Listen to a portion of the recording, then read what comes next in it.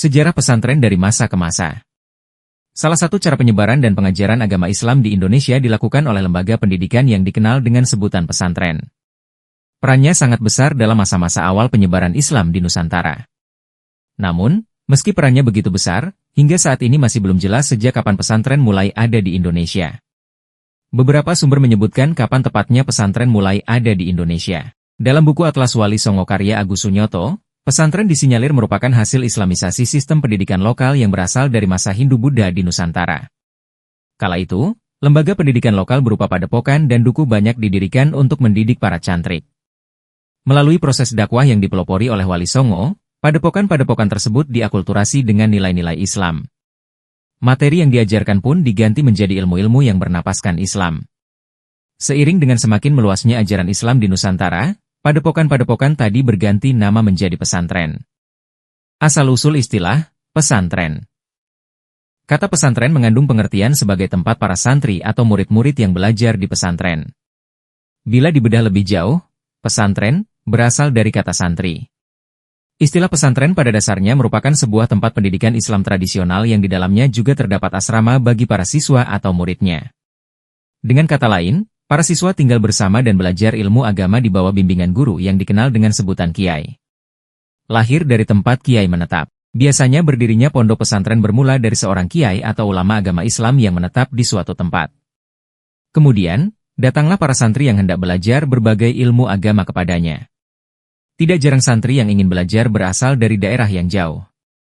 Untuk itu, dibangun pula tempat bermukim para santri di sekitar kediaman kiai tadi. Semakin banyak santri yang ingin menuntut ilmu, akan semakin banyak pula pondok yang dibangun. Di masa lalu, biaya kehidupan dan pendidikan di pesantren disediakan bersama-sama oleh para santri dengan dukungan masyarakat yang tinggal di sekitarnya. Cara tersebut dimaksudkan agar kehidupan di pesantren tidak terpengaruh dengan gejolak yang ada di luar. Cikal bakal lahirnya pondok pesantren diduga ketika Syekh Maulana Malik Ibrahim atau lebih dikenal dengan Sunan Ampel, mendirikan sebuah padepokan di Ampel, Surabaya, Jawa Timur.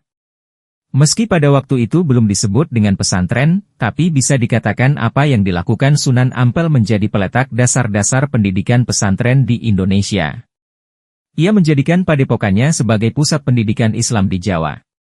Dari sana, para santri yang berasal dari berbagai daerah, baik dari dalam maupun luar Pulau Jawa, datang untuk menuntut ilmu agama. Bahkan, tidak hanya dari Pulau Jawa, ada juga santri yang berasal dari Goa dan Talo, Sulawesi. Santri-santri yang telah belajar dan cukup ilmu di padepokan Sunan Ampel. Kemudian satu persatu pulang ke daerahnya masing-masing dan mengamalkan ilmunya di sana. Maka murid-murid Sunan Ampel tersebut, mendirikan padepokan seperti apa yang telah mereka dapatkan di padepokan Ampel. Ulama-ulama besar banyak yang lahir dari padepokan-padepokan tersebut. Sistem pendidikan ala pesantren yang menjadikan kiai sebagai pusat segala perkara sempat meredup, kala perusahaan dagang Belanda, VOC, datang menjajah. Masyarakat Islam yang taat seakan diasingkan. Para ulama yang diikuti masyarakat dijauhkan pusat pemerintahan karena dianggap membawa potensi terjadinya kerusuhan. Karena itu, pesantren sebagai pusat pendidikan Islam akhirnya cenderung menyingkir dari pusat-pusat pemerintahan. Kiai dan masyarakat berusaha membangun sendiri pusat-pusat pendidikan Islam di pedalaman dengan memanfaatkan apa yang mereka punya. Di bawah kepemimpinan kiai, masyarakat mewakafkan tanah, harta benda lainnya, hingga tenaga untuk membangun sebuah pesantren. Intinya masyarakat berkontribusi dengan memberi apapun sesuai kemampuan mereka. Kabarnya, hal semacam ini masih sering terjadi di pesantren-pesantren sampai saat ini. Hingga pada awal abad 19, Kiai Hasan Besari mengambil peran besar. Ia mendirikan sebuah pesantren di Tegalsari, Ponorogo, Jawa Timur. Pesantren Tegalsari didirikan oleh Sultan Pakubuwono II tahun 1742 sebagai ucapan terima kasih kepada Kiai Hasan Besari, dikutip dari kumparan.com. Pesantren ini banyak menempa tokoh-tokoh besar seperti Pujangga Ronggowarsito. Kemudian pada akhir abad itu, muncul ulama besar lain yang memerankan posisi serupa, yaitu Kiai Holil dari Bangkalan, Madura.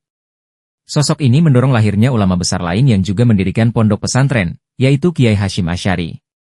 Kiai Hasyim Asy'ari mendirikan pesantren Tebu Ireng di Jombang, kemudian membentuk Nahdlatul Ulama, NU, yang kini menjadi organisasi Islam terbesar di Indonesia. Di sisi lain, rekan seperguruan Kiai Hasyim di Mekah, Kiai Ahmad Dahlan, pendiri Muhammadiyah. Mendirikan pusat pendidikan Islam yang lebih modern, dengan kurikulum yang sedikit berbeda. Kini, seiring perkembangan zaman, pesantren-pesantren sudah semakin modern, baik dari kurikulum maupun fisk bangunannya. Meski begitu, kesederhanaan dan keikhlasan yang digambarkan oleh kehidupan kiai dan para santrinya masih menjadi nilai utama yang patut diteladani dari ajaran kehidupan di pesantren. Jika ada yang tidak sesuai, kami siap menerima masukannya. Demikian, semoga bermanfaat.